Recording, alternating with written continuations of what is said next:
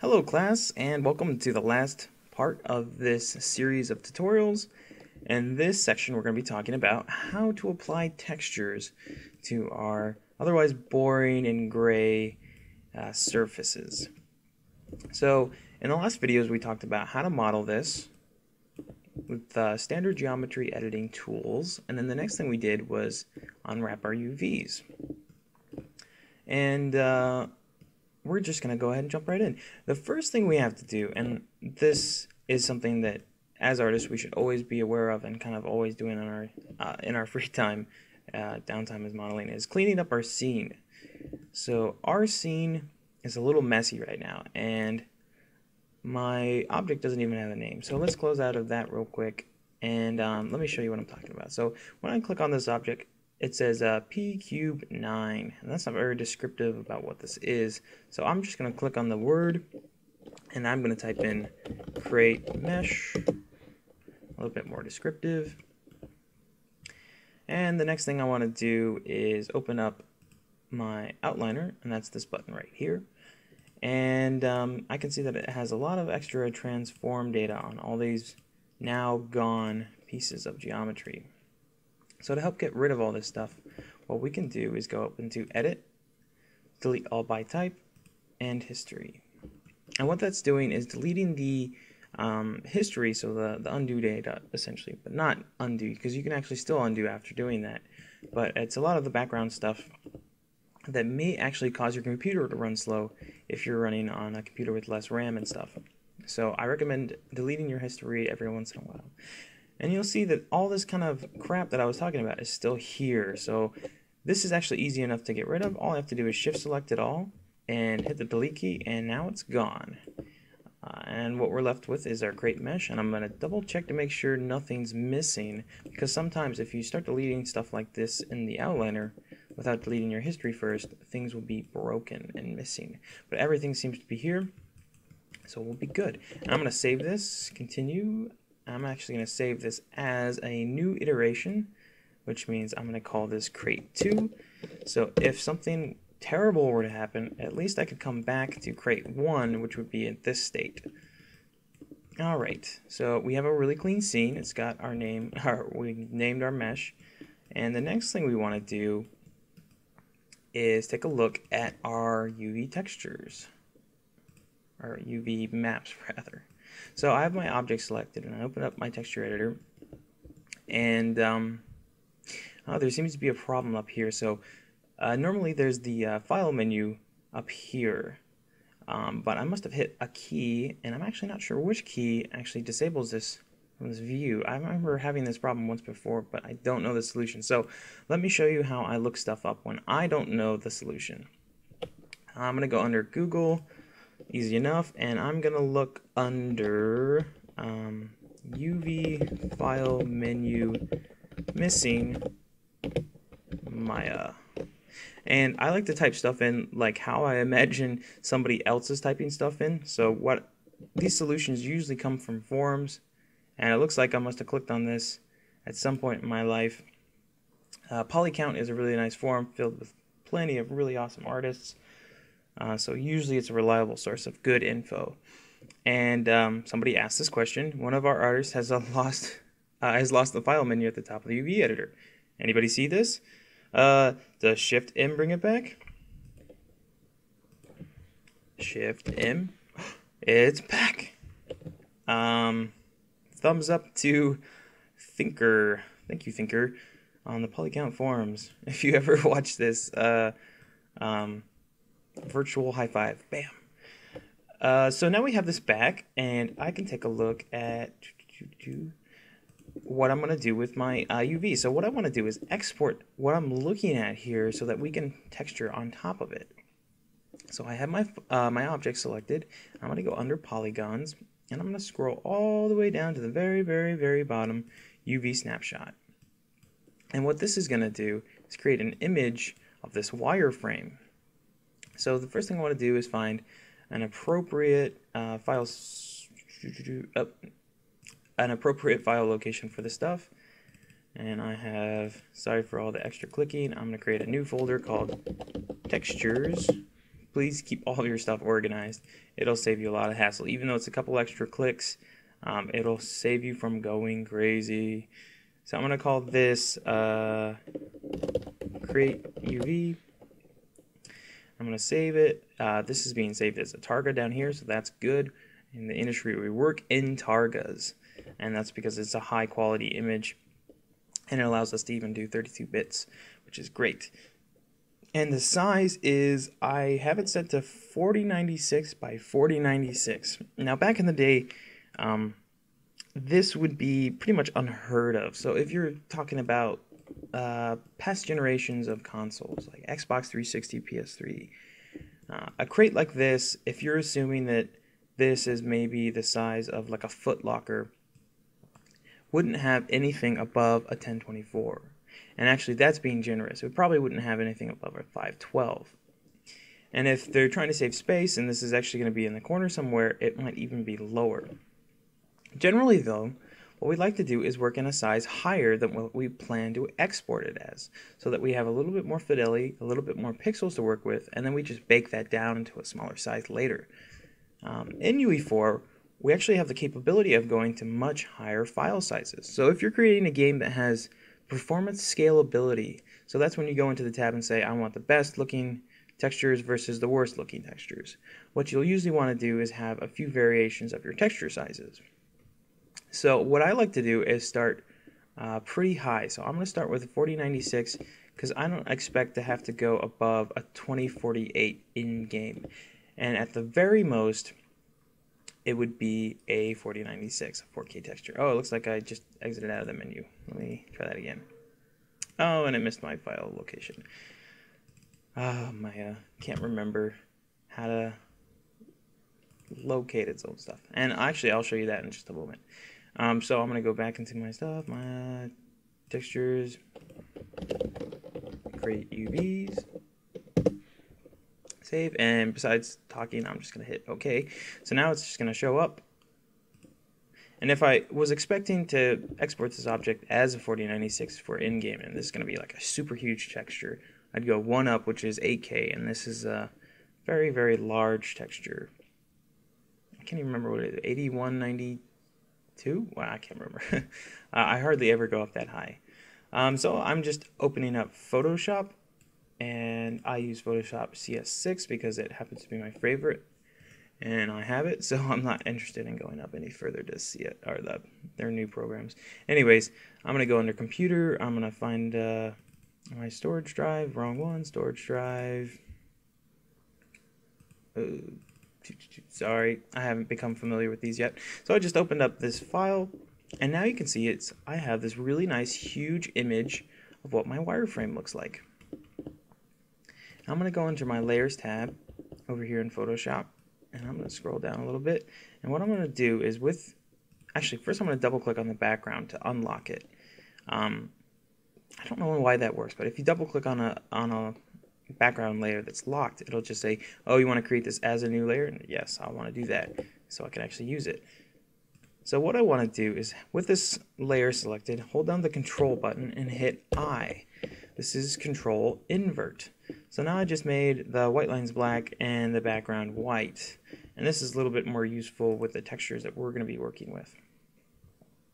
So the next thing I want to show you guys is a website which is really, really awesome for grabbing reference material for textures.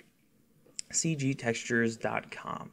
And this has categories ranging from everything to brick, metal, everything down like splatter and grunge and all sorts of really great stuff. And I know a lot of artists that use this quite often, but if you want to graduate beyond being your typical artist, you'll either be required to do a lot of compositing with these images, or finding images elsewhere, or taking your own images, or just painting them outright. I suggest going towards doing your own images and painting your own. That way you have complete deniability when it comes to your own work. You know that it's 100% authentically yours. So, now the first thing I need to do is consider what my box is going to be made out of. So, originally this was made out of wood. But now that we look at it like this, I don't think it's made out of wood anymore. I think this is going to be primarily metals.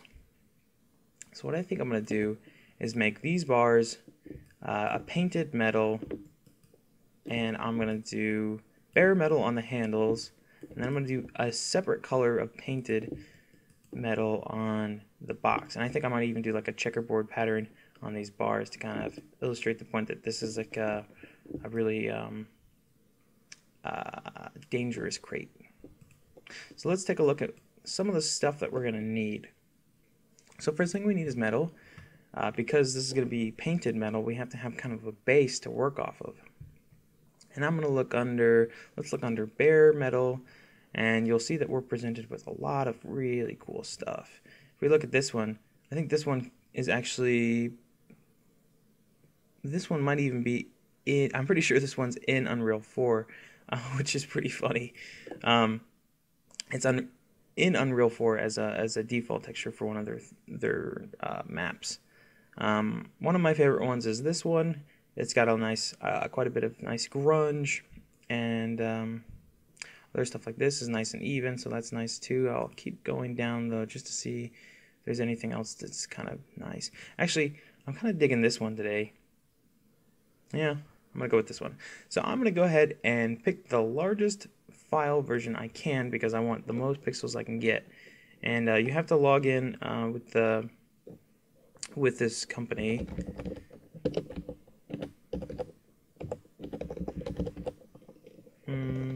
I think I remember what it is. Oh, no, that's not it. Just patience, young Padawan, real quick.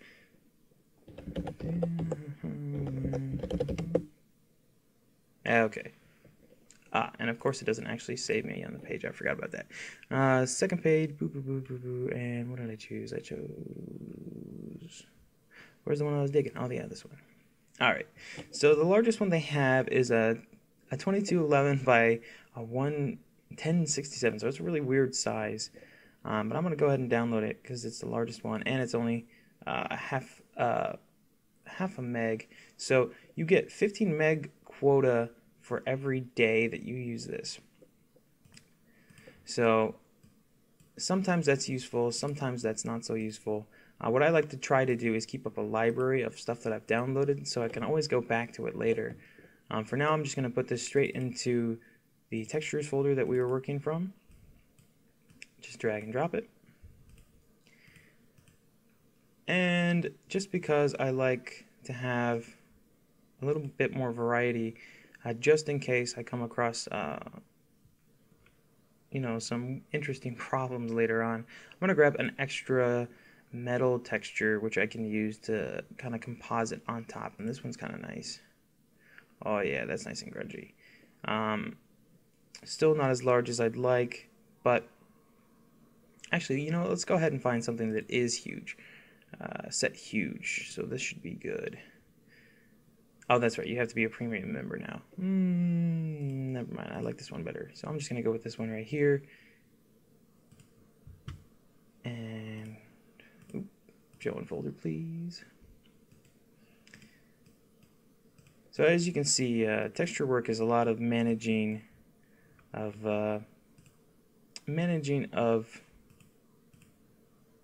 files and stuff. Oh, come on, Chrome. Show in folder. Oh, it's not going to show it for me.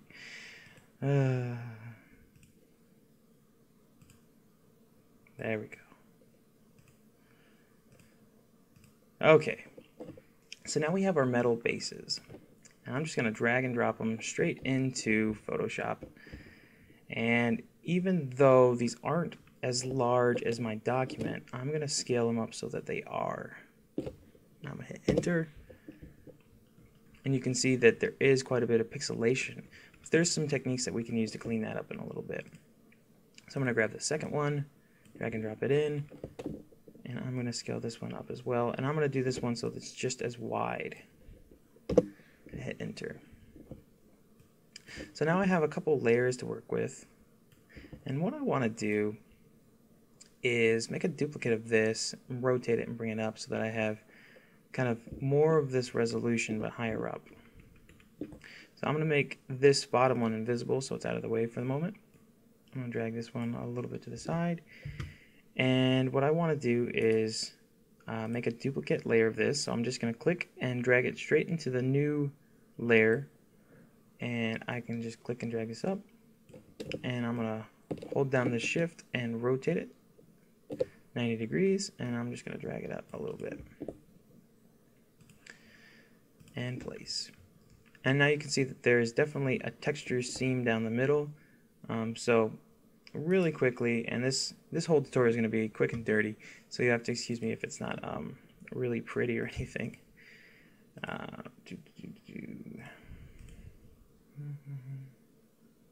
Yes. So I'm using the clone stamp tool. The way this works is it samples textures from a separate part of your mesh, your texture, and then applies it somewhere else.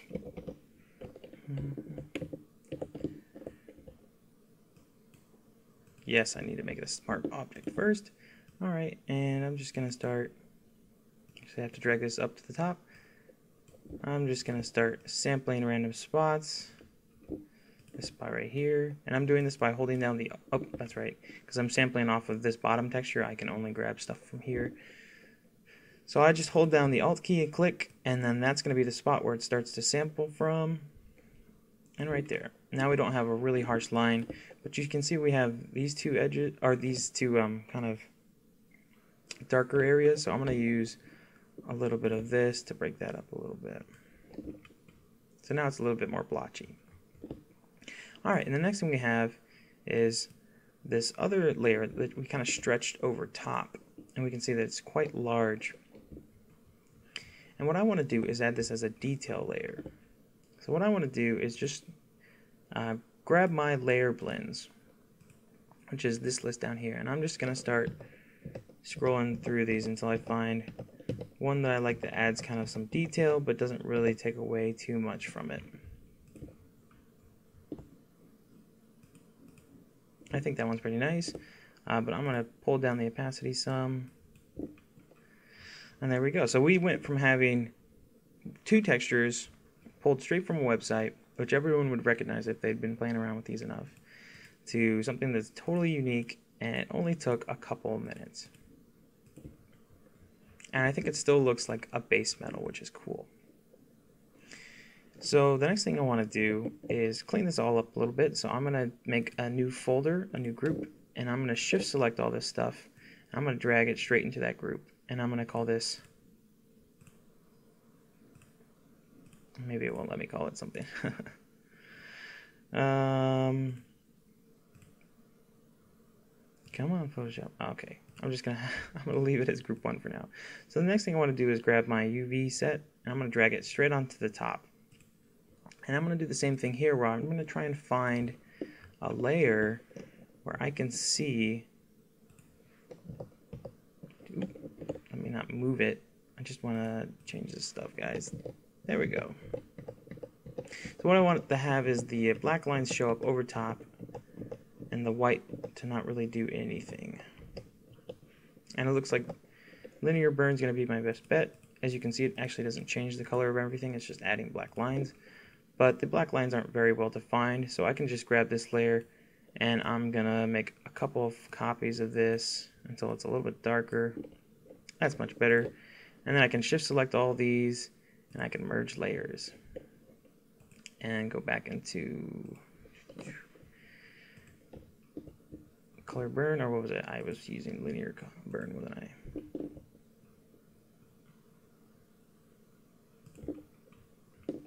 And that'll work for now. So the next thing we want to do is kind of understand what our box is made out of. So it's made out of metal, but I want to paint some stuff on top of it. So what is paint? Well, paint on metal is just an extra layer of sticky crud, which adds color. And paint is never just perfectly smooth in industrial stuff, right? It's always a little bit uneven, I suppose.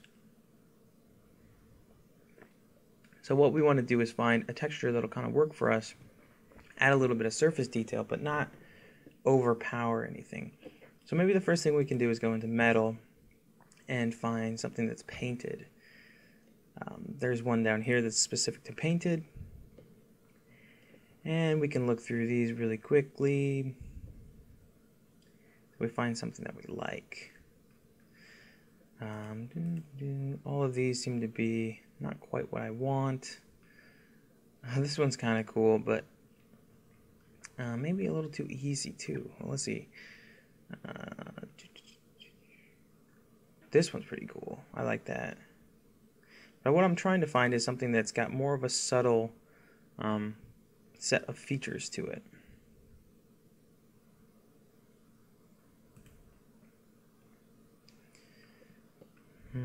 All this painted metal is very corroded. Should all be in the rusted metal section. So it doesn't look like we found something exactly like what we need. So we might have to do a little bit of fiddling inside of Photoshop. What I think I'm going to do is grab this one, because it's probably the most subtle of all of these that I've seen. So I'm going to download the large version.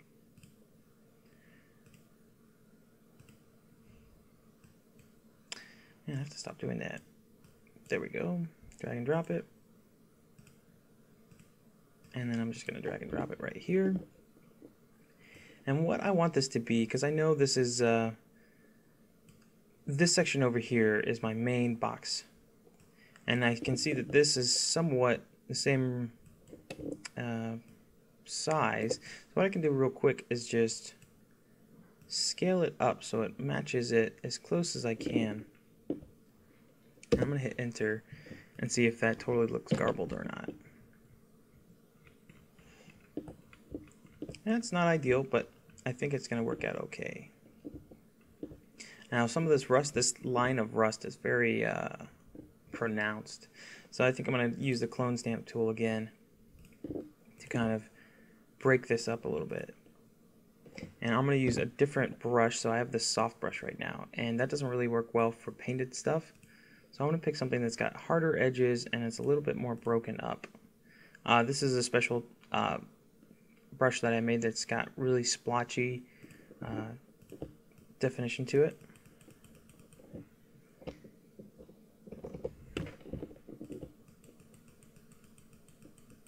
And I'm just doing this to help break up this rust pattern.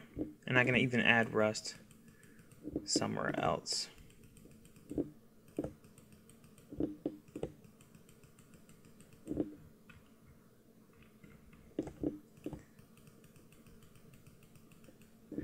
Alright, so as you can hear, I'm working with a mouse today, and most of the time I would be working with a Wacom tablet. But for now we're doing really kind of simple texturing stuff. And I'm not going to be doing much painting. I'm just going to be slapping down textures on top of textures and maybe touch into a little bit of painting. We'll see. So the next thing I need to do is make sure that I'm matching the rest of my box, which is down here, to this kind of paint that we have right here. So I'm going to grab this paint. I'm going to make a new layer. Let's try that again. Make a new layer. And I'm just going to drag this straight over top.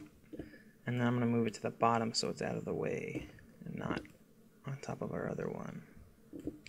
So that looks pretty good. I want to get rid of this secondary color up here. I just marquee select and deleted. And that's starting to look pretty good. So as you remember, in one of our other videos, I was speaking about the difference between close and too close as far as our UV shells are concerned. As we can see here, we actually have a few pixels in between here, but we have to remember that we're going to be downscaling this at least to 1 degree. So that means that however many pixels we have here, we're going to have half as many. We can see that we have quite a few pixels here, so I think we'll be okay. Alright, so we have our like a weird kind of blue paint on top of some metal. And let's go ahead and combine these two textures. Merge layers, right click, merge layers. And now you can see they're all in one layer. And what I want to do is click on this button down here, and this is our adjustment tools. And I'm going to go and add a hue saturation.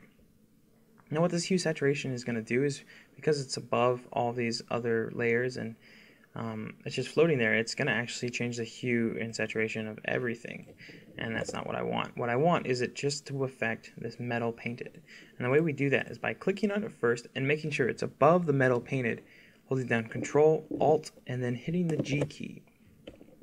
And this is just going to affect this layer now. Pretty sweet. So I'm going to change the hue to, I don't know, something. Blue is not my color. Maybe, oh, how about a green? Like a darker green. Go pull up the saturation a little bit. Kind of like an olive green, right? Like a military green. Alright, that looks pretty good. We got some nice grunge going over here. That's all by accident, but I think it's going to work okay for us now. And then the next thing I want to do is add some layers to this stuff over here. These, what will be the things that are wrapping around. And what I think I want to do is do like the yellow kind of warning paint, you know, where it's black and yellow. So the way I can do that is just by opening up Photoshop, and I think I'm going to do a new layer. And what I want to do is, how should I accomplish this? Well, I could do it simply enough. I could, I have this new layer, and I want to I'm just going to do flat colors for now. So I lied, I will be doing a little bit of painting. So I'm going to grab my paintbrush, and I'm going to select a really dark color black, but not all the way black.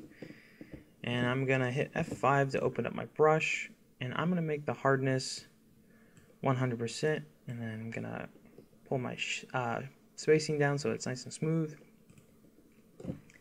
And I'm just going to go over this whole section, and actually I'm going to drag it down underneath here so I'm not overlapping. And I'm just going to start painting in.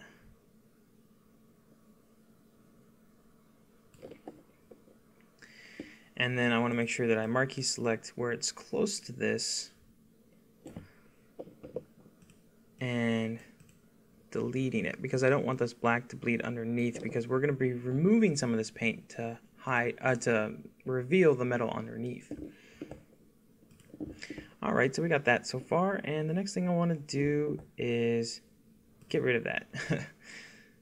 So I'm just hiding it for now, and I'm going to pull up a yellow, kind of like a middle of the road, not very yellow anymore. And with my paintbrush, I'm going to create a new layer, and I'm just going to do this very quick and dirty. Oop. And the way I'm doing this is by clicking where I want this line to start and holding down shift and clicking again.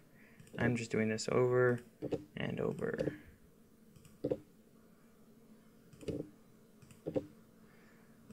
And you can see I'm being really sloppy with my work. That's okay. Texture work is one of those things that takes a heck of a long time to do correctly, and it requires a lot of patience. And we are definitely going to spend a lot of time talking about texturing in this class, so don't get worried if this is not going to meet our expectations for now. We'll get to that in later weeks. If I was smart, I would have just created one of these. Actually, you know what? I'm going to be smart. Sorry. I'm going to create this new layer again, and I'm going to do one of these correctly.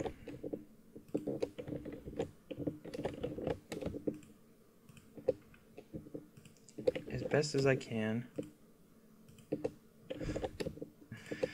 Oh, I can't draw a straight line in Photoshop today. I'm going crazy. Close enough. Oh my goodness. You can tell it's early in the morning, at least early for me. Alright, so we got our lines in place. They're not pretty, but instead of having to draw these all again, this time I'm just gonna duplicate this layer and move them.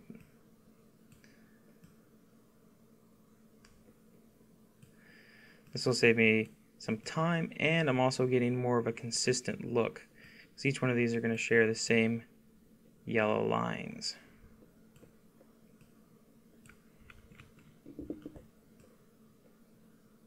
So I'm just lining these all up on the UV shells.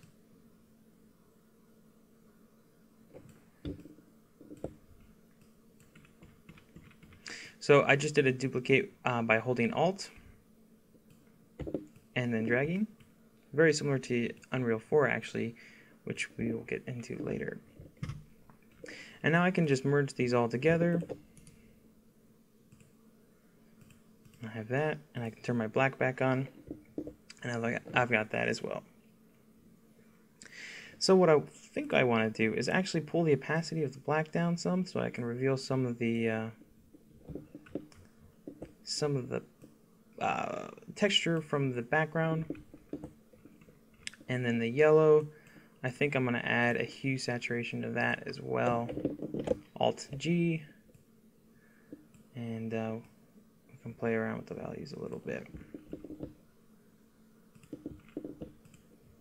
Alright, and like I said, I think I want the handles to be metal, but I want to make sure that I'm not bleeding into it with this black down here. So I'll select that black layer and delete what I don't want to bleed over, and that looks pretty good. So this is very, very rough, but it gives you a general idea about how to start pasting in a bunch of textures to get your object looking like different surfaces.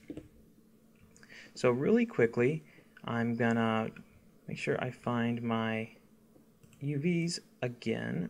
I'm gonna pull them all the way up to the top once more, and now I'm gonna hide them. And I'm gonna save. Oh, I'm still in textures. That's good. Am I in the right textures folder? Yes, I am. Create text. I'm gonna save this as a Photoshop first, so that I have this later. And then I'm gonna save this as. Oh, it's already saving. Yes, now it's finished. Now I'm gonna save this as a Targa.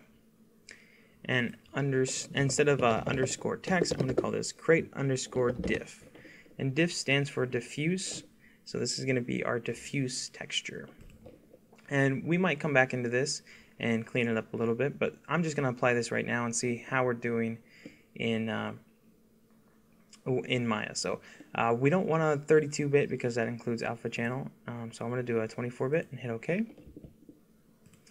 And now I want to apply that texture straight onto my mesh. So the way we do that is we come down here to the hypergraph. And I'm going to click on that, and I'm going to be presented with this. Now there's a lot going on here, but don't be too worried about it, because we're going to be using very little of this for now. So I'm going to scroll this down and get this out of the way for now. And what I want to do is click on this button right here that says blend.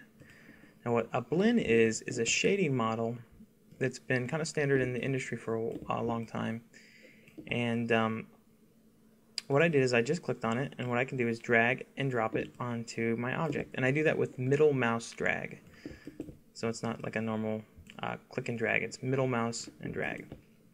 So like I was saying, blend has been a standard in the industry for a while, and it's what we're going to be using at first. But later we're going to get into PBR materials, and that's a whole other story. So now we're going to use this blend, and I want to apply a texture to it. So what I want to do is double click on this icon down here, and that will give me the attributes of this material. And I'm going to want to apply a color which is unique to this. And you can see right here that I can actually change this to anything I want if I was just kind of playing around. So you can see I can change it to a green really quick. But I'm going to click on this little checkerboard right here, and this is how we're going to apply our file. And you can see right here it says file. It's a little image. I always thought that was a mountain with a moon in the background or something like that. Anyways, I'm going to click on that, and now as you can see there's a lot of steps to this, and there's actually some scripts that you can find or actually write yourself that will do a lot of these steps for you, and you don't have to do them over and over. The next thing we have to do is hit this little folder, and I have to go to my texture folder, and I'm going to find crate_diff. Open. So what's happening? Well, I don't see any difference. Is it applied? Yeah, it's applied. What's going on? Well, we have to make sure that we're in the rendering mode that allows us to see textures. And the way we enable that is by clicking on the checkerboard textured button right here. And there we go. So right away we're presented with our really cool looking box so far. And actually that's not so bad to start. I'm actually kind of surprised it worked out so well.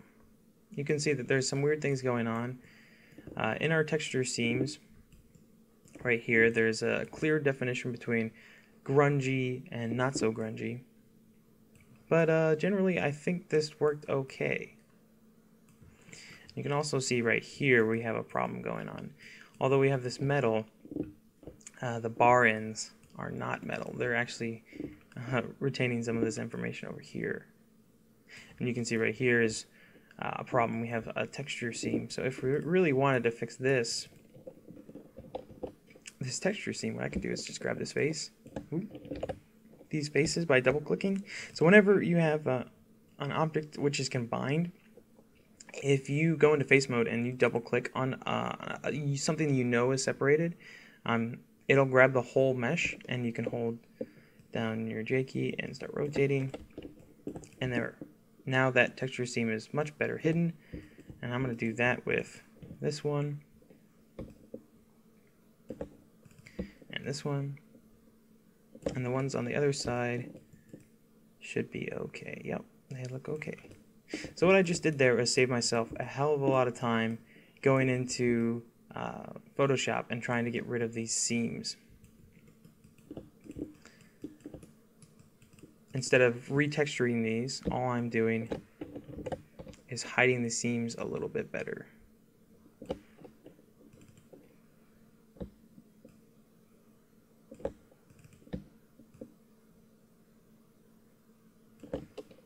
There we go. So now we can see that looks a heck of a lot better. We don't see those nasty texture seams anymore, and that's not so bad. Alright, so let's go ahead and fix the things that we know are a problem.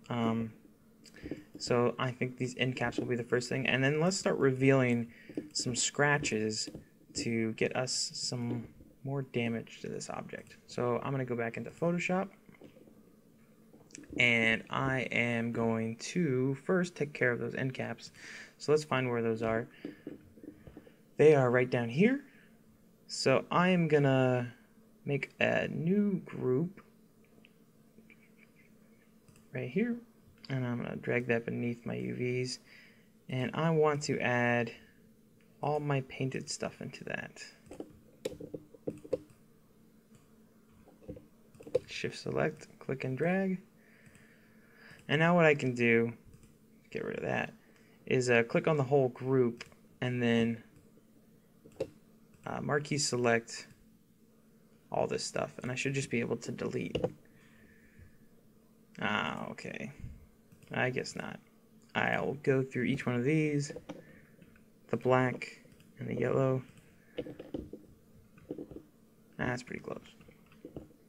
And just reveal the paint again. Alright, so let's go back into our painted texture, our painted box over here, and let's reveal some of the metal beneath it so we get some damage to it. So we know that we have this metal texture underneath. So what I'm going to do is select what I know is my painted layer, and I'm going to add what's called a mask, and that's this button right here. Now what a mask is basically a decision maker. It's deciding whether something is visible or not, and does this through a black and white scale. And we'll become much more familiar with masks as we move into Unreal, because we use quite a bit of masks to create our materials actually within the editor. So I am going to be painting with black on a white surface. So white means it's visible, black means it's invisible. I'm going to hit F5 again, and I'm going to find another better brush, something that has some more hard edges. This looks pretty good. I'll keep the spacing kind of smooth. And what I'm going to do is find where all my edges are. So when we're talking about objects and edgeware, edgeware is a really common thing when you're talking about something that's being used quite often. And basically what it means is objects get bumped around and the edges are the furthest things out, so they're going to have the most wear. So something that's common in the industry is to find where the edges are and add wear to it. So I'm in my mask, I have a black color, and I can start just painting in some edgeware. And you can see that I'm adding a little bit too much right now. I'm just going to go into the whole edge and really sloppily paint all this in.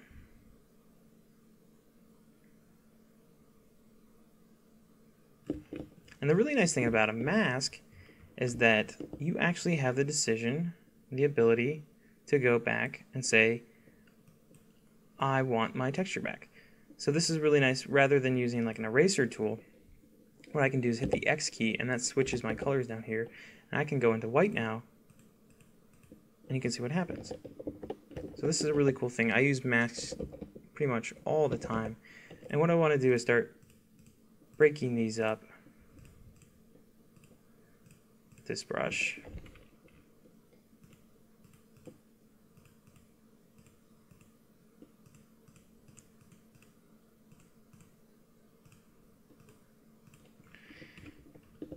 And I think that's coming out all right. These, like I said, this isn't going to be a comprehensive texturing guide. This is just a very quick overview of some of the techniques I use every day. So that's starting to look all right. I think we can add some more around this edge up here.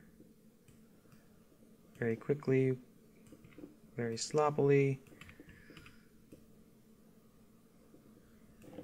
And then I'm going to go back and increase my brush size. And then take away.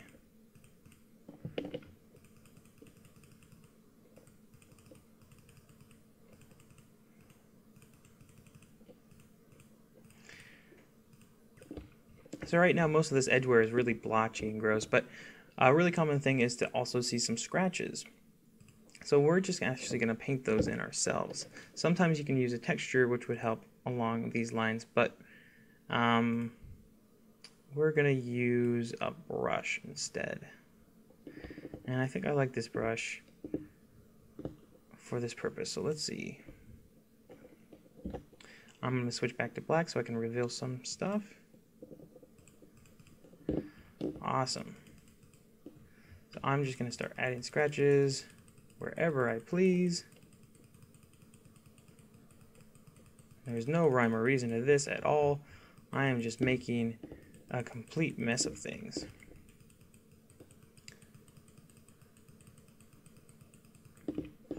And definitely along my wear edges, because like I was saying, they receive the most kind of scarring of any object.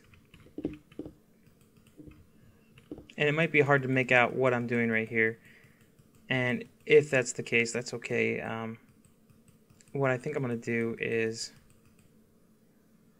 make this paint texture a little bit darker. So I'm going to go into that hue saturation again. And the really nice thing that I like about these options right here is that you can always go back and change them again, so it's non-destructive in that sense. So I can change the lightness. I'm going to bring that down some. I'll bring up the saturation, bring down the lightness.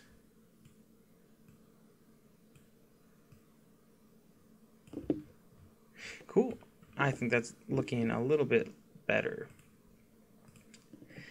And then I think I'll add a couple of, I'll go back into my mask and add a couple of really big scratches. Maybe not that big.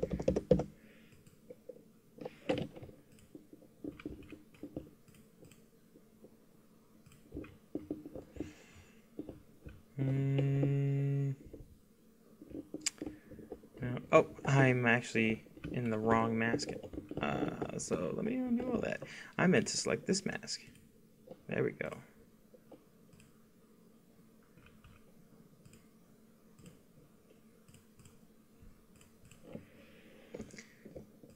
And this would be nicer to have a tablet for because you could adjust your scratches to look a little bit more realistic. They'll have more depth because they're not just one big flat line. You can have actually gradients to it, which would be nice. And the next thing I want to do is break these up one last time. So I'm going to hit F5 once more. I'm going to find that really splotchy brush of mine. And I'm going to scale it up. And this time, instead of picking a black or white, I'm going to go somewhat in the middle gray.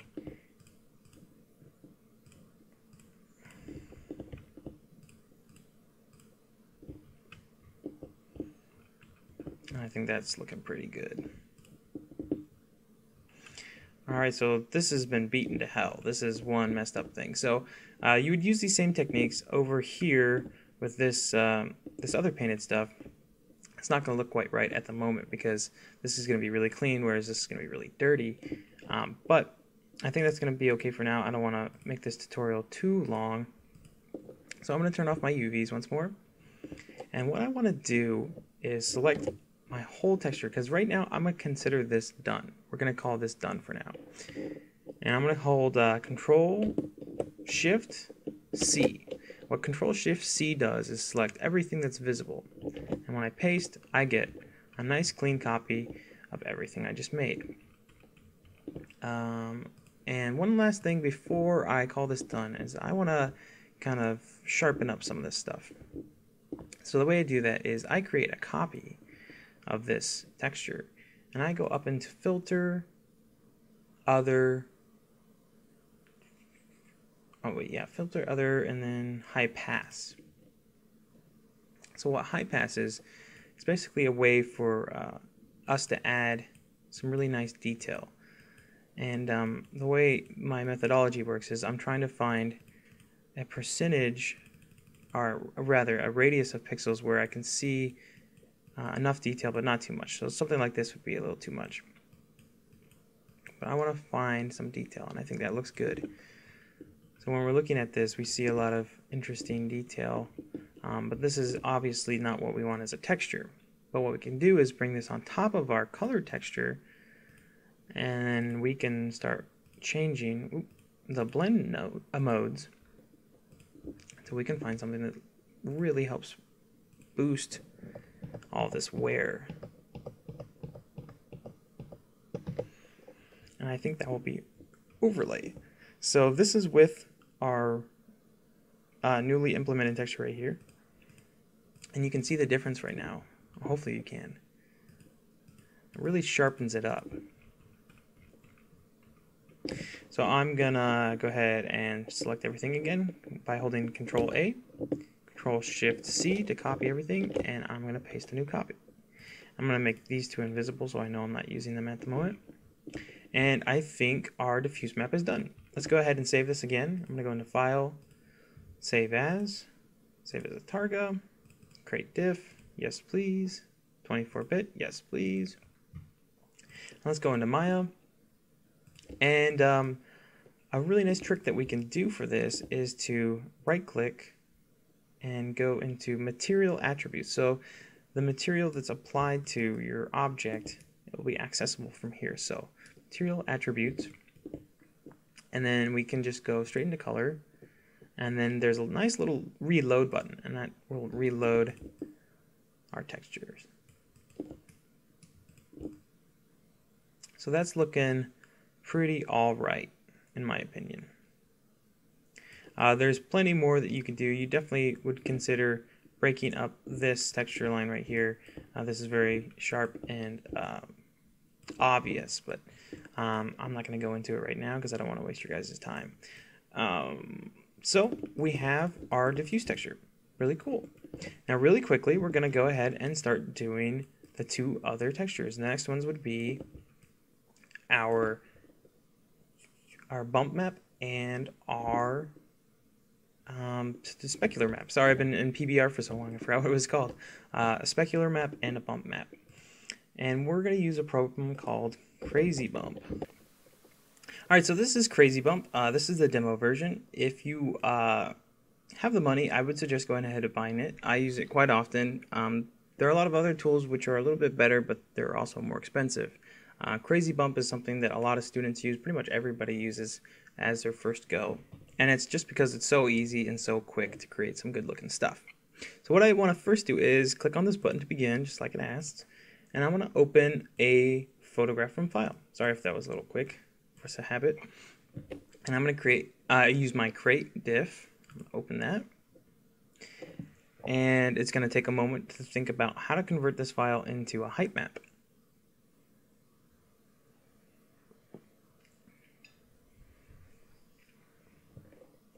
Alright, so as it does that, we have to select which one of these we think we prefer.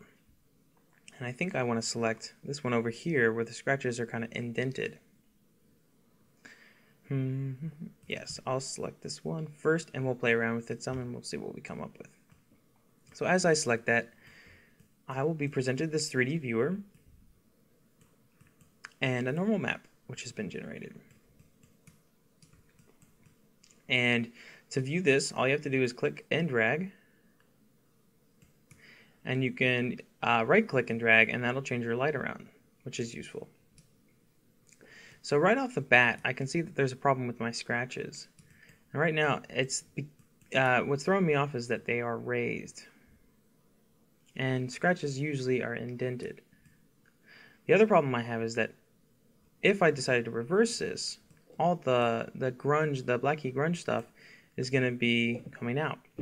But I think that might be a little bit better for us. So I'm going to reverse. And I think I'm going to go with this for now. So what I like to do is I like to set everything off to start. I'm just going to grab all these sliders and turn them off. And then what I do is I work my way up. So I start with a very large detail, see what that gets me. And I can see generally the very large detail is something that I want to keep low because it's not doing much for me. So I want to bring that pretty low. And I'm going to bring in the large detail all the way and see what that does for me. That's kind of the same thing to a lesser degree. So I'm going to keep that pretty low as well. And in this instance, I think I'm going to probably want more medium detail. Although it's a little hard to make out the difference. I'm going to bring that a little bit lower down. Fine detail, I'm going to crank. And we can see now things start to really pop. And we have to be careful when we're doing this because we don't want a noisy texture because there is a lot of noise in this texture and it's picking that up as height data now. So if we overdo it, it's not going to look so great. So I'm going to bring that down a little bit. And then I want to boost the very fine detail a little bit. You can see this is what I'm talking about.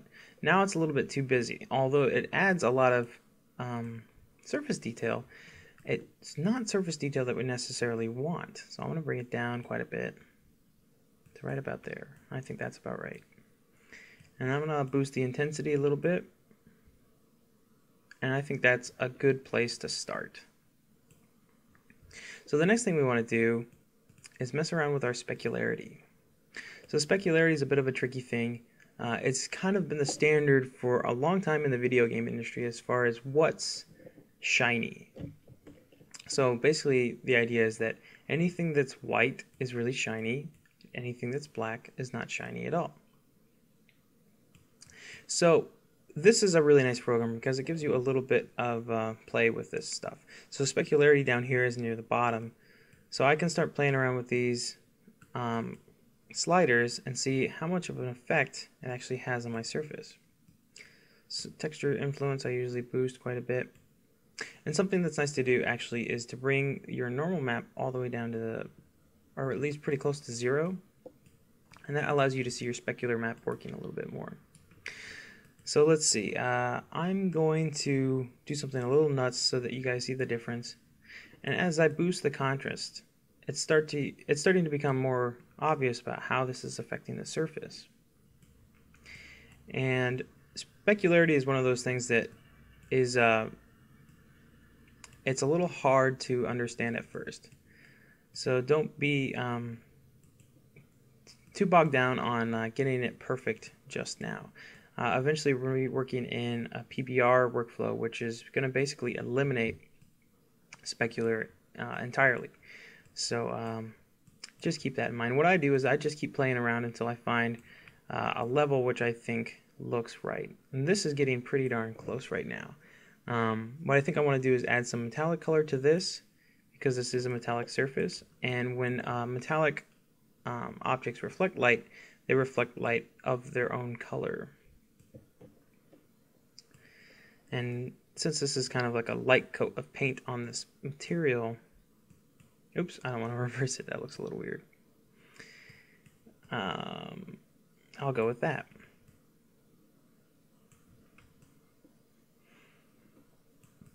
So you can see that in this instance, the metal behind the paint is a little bit brighter and it pops more when a highlight hits it. And that's exactly what I want. Generally though, not too shiny, so I might have to boost the brightness up some. As you can see, that totally blows it out of the water, and that's not what I want, so I'm going to bring it back down.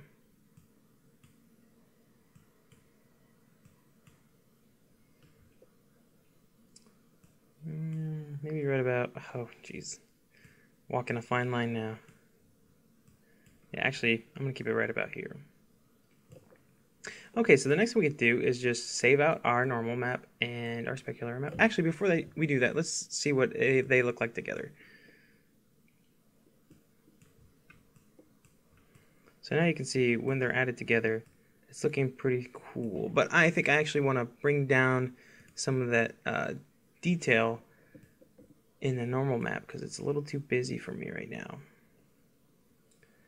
The very fine detail, I'm going to bring down a lot. I think that's looking a little bit better.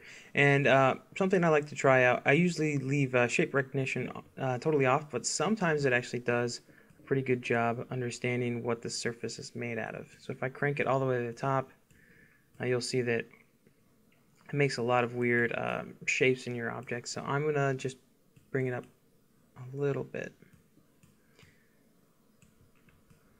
All right, generally speaking, I think that looks pretty okay. So I can go ahead and save, and what I'm going to do is copy normals to clipboard. Instead of saving out to a separate file, what I like to do is copy it to the clipboard, and this is the normal Microsoft clipboard. So I can just go straight back into Photoshop and Control V.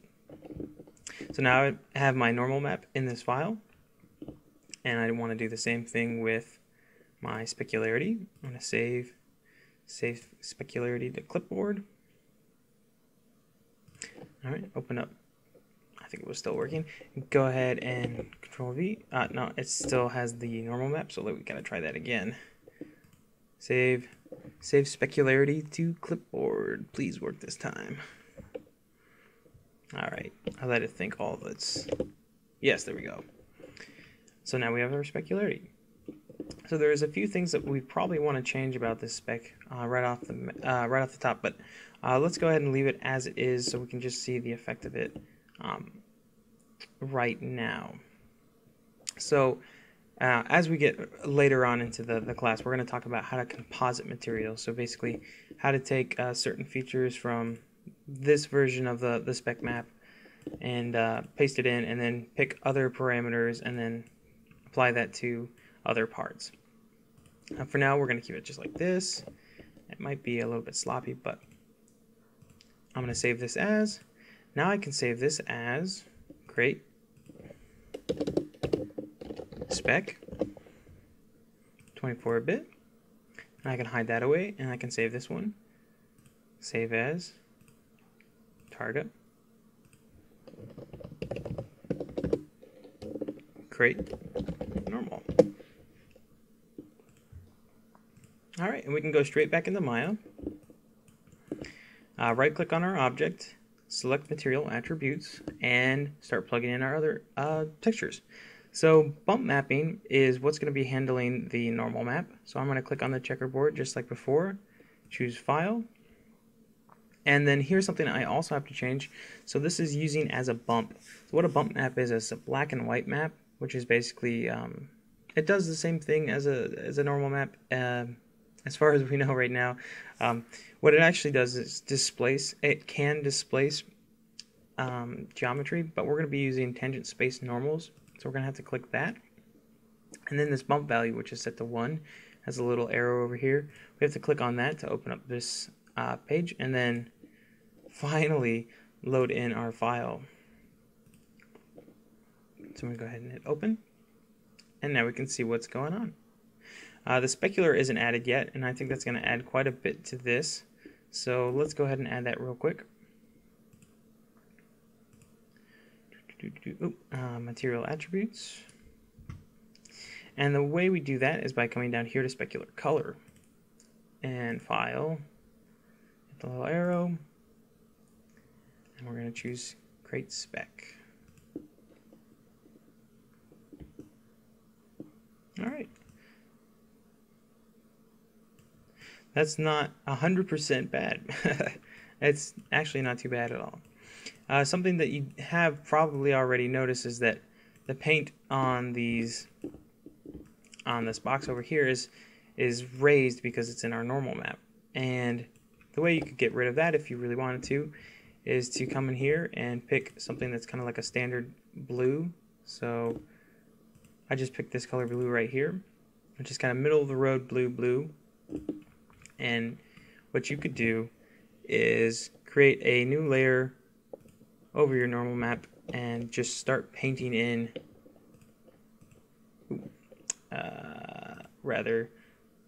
paint in to get rid of that bump value. Now that's something I expect you guys to do if you have the time. If you don't have the time, whatever you come up with should be alright. Like I said, we're going to get into more compositing in a little later, but for now, if you just use one normal map, which is kind of like in the middle of the road as far as like using crazy bump, and it works a little bit well, or it works pretty well for a little bit of everything, go ahead and use that. So I think that's going to be it for this portion of their texturing. There's a couple of parameters in Maya that we can change. We go to material attributes and we look at the specular shading. This eccentricity and specular roll-off affects how well that specular map, or how it changes basically how strong it is. So if we move the eccentricity up, it's basically changing it from not very shiny to shiny. And this is something you have to just kind of do by eye. And specular roll-off is going to change how, so one changes how much light is reflecting, the other one changes how smooth the surface is. It's a little hard to see in this instance, but go ahead and play with these and try and dial it down to something that you think looks right. And usually subtlety is much nicer than, blowing everything out. So subtlety can go a long way. Alright, so the last thing we have to do is create a couple of renders of our object to show off to the class. And I'm going to show you a very, very easy and simple way of doing that. This checkerboard up here, render current frame.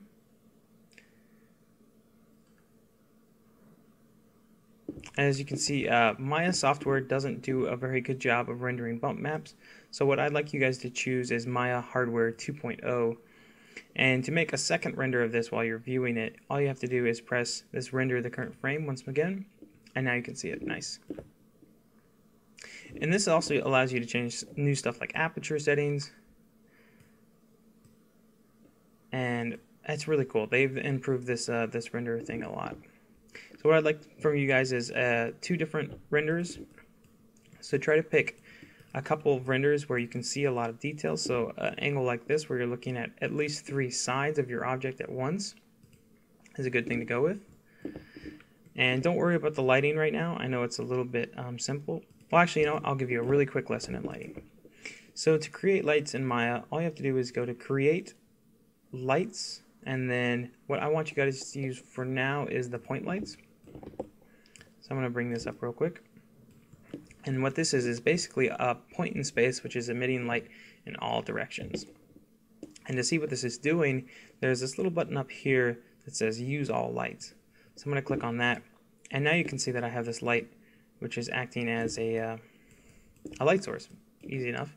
And when we were talking about 3-point lighting, what we want is to have three different lights. The first one being our main light, and this one's going to be a little bit brighter, so I'm going to bring the intensity up a little bit. And then I'm going to duplicate this light, move it off to the side, and bring it down, and move it forward a little bit. And I'm going to bring its intensity way down. And this is our fill light. So if I show you this, this is filling in some of the darker areas of our mesh. And the very last thing that we can do is create a backlight, which is going to typically be right behind the mesh and actually quite bright. This helps us add some poppiness to it. So just by adding those 3 lights, and we were talking about color.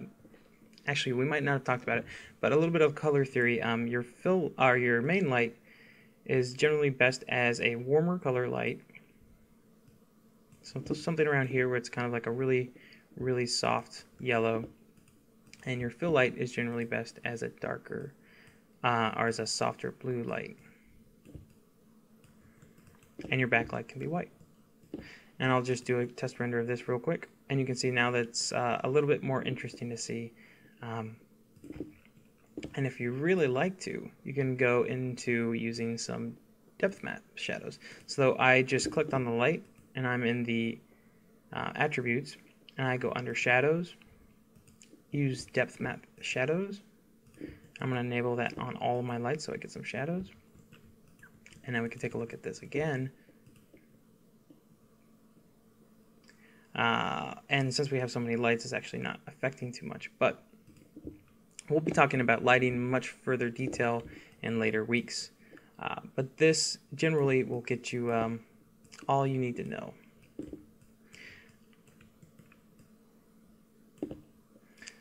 Something like this would be a really nice render for you guys.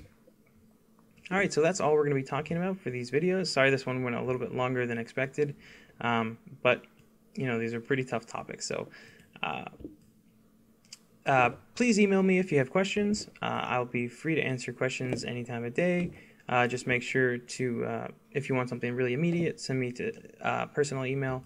Otherwise, it might take me a couple hours to see through my school email. Alright, so that's it.